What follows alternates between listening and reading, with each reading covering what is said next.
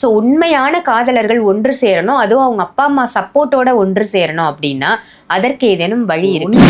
கண்ணுக்கு தெரியாத பொருள்மா காதல்ன்றது. காத்து மாதிரி. காத்து கண்ணுக்கே தெரியாது, அந்த மாதிரி கண்ணுக்கு தெரியாது தான் காதல். ஆனால் அது ஒருத்தருக்கு ஒருத்தர் மேலே வருது. இவனை தவிர எனக்கு வேறு பொண்ணே தேவையில்லைங்க அப்படின்னு அவன் இருக்கணும்.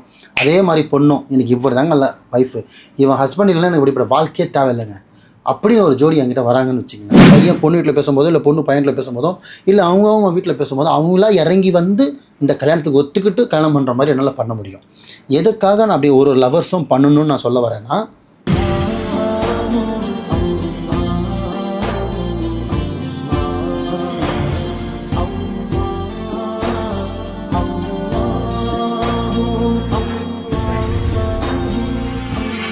மரிஜன்ம நேயர்கள் அனைவருக்கும் அன்பான வணக்கங்கள். புழல் காவாங்கரை எம்எம் டவர்ஸ்ல இருக்கக்கூடிய மாலிக் பாய் அவர்களை தான் சந்திக்க வந்திருக்கோம்.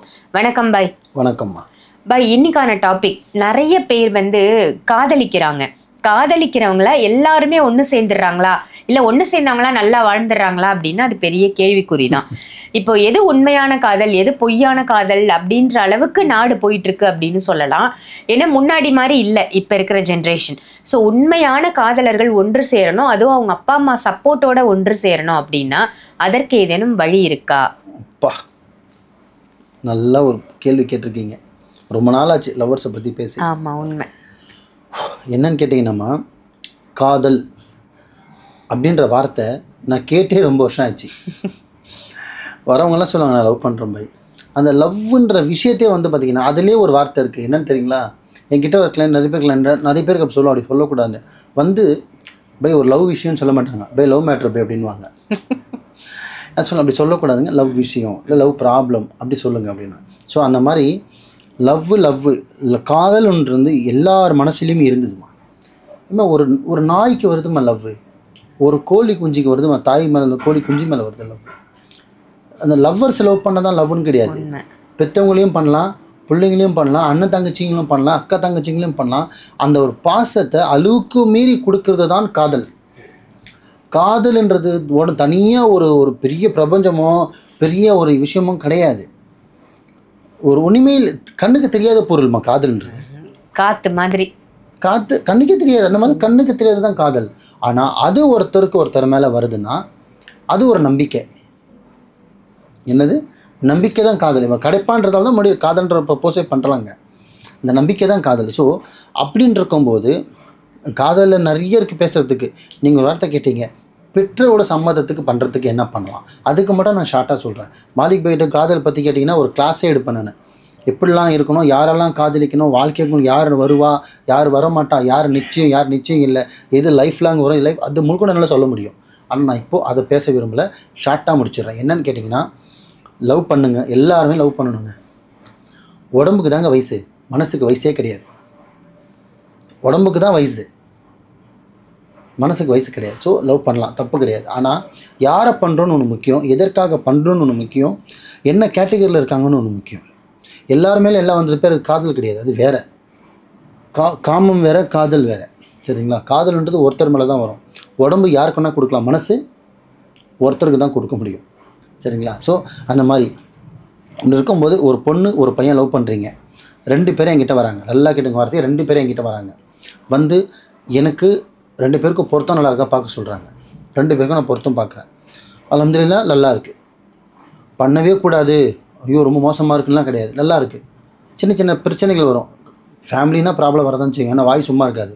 ஸோ அந்த சின்ன பிரச்சனை வரும். பட் பெருசாக பிரிவினை எதுவும் வராது, நல்லா இருக்குது. ஆயுஸ் நல்லா இருக்குது, ஆயுள் நல்லா இருக்குது, குழந்தை பாக்கியம் இருக்குது. 2 பேருக்கும் மனப்பொருத்தம் இருக்குது, குணப்பொருத்தம் இருக்குன்னா ரைட், அல்ஹம்துலில்லாஹ் நல்லா இருக்குங்கன்னு சொல்லுவேன். ஆனால் வீட்டில் ஒத்துக்கலை. ஆனால் பையன் பொண்ணு மேலே டபுள் ஸ்ட்ராங்காக இருக்கணும். அதே மாதிரி பொண்ணு பையன் மேலே டபுள் ஸ்ட்ராங்காக இருக்காங்க. எனக்கு இவனை தவிர எனக்கு வேறு பொண்ணே தேவையில்லைங்க அப்படின்னு அவன் இருக்கணும். அதே மாதிரி பொண்ணும் எனக்கு இவர் தாங்க இல்லை ஒய்ஃபு, இவன் ஹஸ்பண்ட் இல்லைன்னா எனக்கு இப்படிப்பட்ட வாழ்க்கையே தேவையில்லைங்க அப்படின்னு ஒரு ஜோடி என்கிட்ட வராங்கன்னு வச்சுங்களேன். அதை 2 பேரையும் உட்கார வச்சு அவங்களோட கேட்டகிரி கேட்டுட்டு, அவங்களோட அப்பா அம்மாவோட என்னென்ன விஷயம் பண்ணுறாங்கன்னு கேட்டுட்டு, அதுக்கு பிறகு முதல்ல அவங்க வயலை அவங்க சொல்லிட்டாங்க. ஆனால் நான் கணிக்கணும்ல, அவங்களோட பேர், அப்பா அம்மா பேர், இவங்களோட பேர், அப்பா அம்மா பேர், டேட் ஆஃப் பர்த்லாம் போட்டு 2 பேருக்கு பொருத்தம் இருக்கா, மனப்பொருத்தம், குணப்பொருத்தம், குழந்தை பாக்கி எல்லாமே இருக்கா, ஆயுளுக்கு இருப்பாங்களா, இல்லை 6 மாதத்தில் பிரிஞ்சிருவாங்களா, இல்லை 1 வருஷத்தில் பிரிஞ்சிருவாங்களா, இல்லை இவனை ஏமாற்றவளா, இல்லை இவனை ஏமாற்றவனா, இது 2 பேரும் ஆத்மாத்மமாக விரும்பி ஒன்றா இருப்பாங்களா, இல்லை எல்லாமே கிளியராக இருக்குது, ஆனால் பேரண்ட்ஸ் மட்டும் சப்போர்ட் பண்ணல அப்படின்னு என்கிட்ட ஒரு ஜோடி வராங்கன்னு வச்சுக்கல, அழகாக என்ன பண்ணுவேன்னா, அவங்களோட அப்பா அம்மா பேர் இவரோட பேர், அவங்க அப்பா அம்மா பேர் இவரோட பேர் வச்சு இவங்க போய் வீட்டில் சொன்னால் அவங்களே இறங்கி வர மாதிரி என்னால் பண்ணித்தர முடியும்.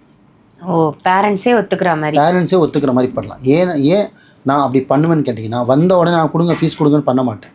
முதல்ல இந்த பொருத்தம் சேருமா, சேர்ந்த ஆயுளுக்கு நல்லா இருக்குமா, இவன் இந்த பொண்ணு இந்த பையன் ஏமாத்திடுவானா இல்லை விட்டு போயிடுவானான்னு பார்ப்பேன். இல்லை இவளை இவன் ஏமாத்த இல்லைங்க, எதுவுமே இல்லைங்க, 100 to 100% கிளியராக இருக்குங்க, நல்லா இருக்குது.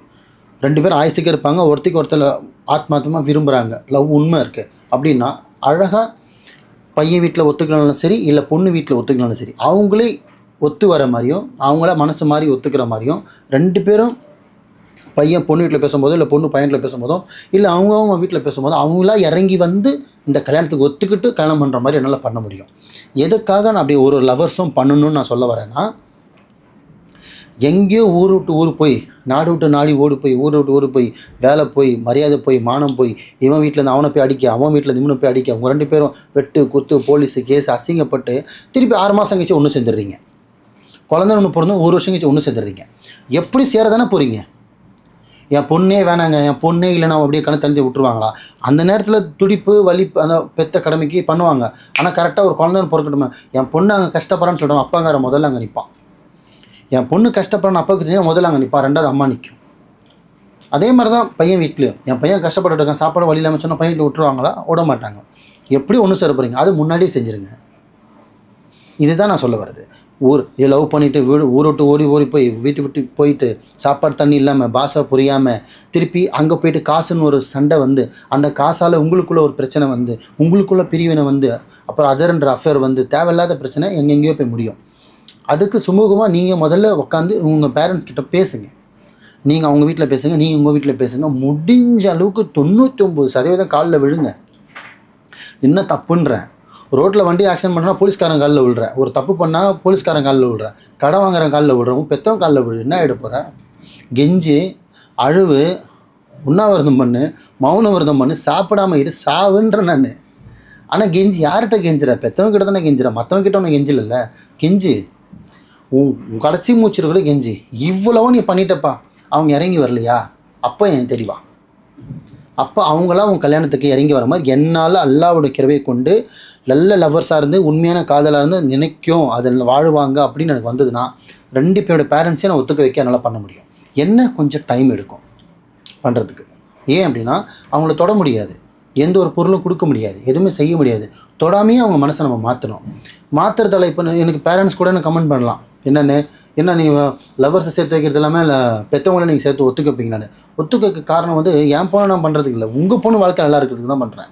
உங்கள் பையன் எங்கேயோ ஊர் விட்டு ஓடு போய் நாடு விட்டு நாடு போய் பண்ணி வாழ்கிறதுக்கு உங்கள் கண்ணு முன்னாடியே வாழ்வாள்ல, தப்பு என்ன இருக்குது சொல்லுங்கள்?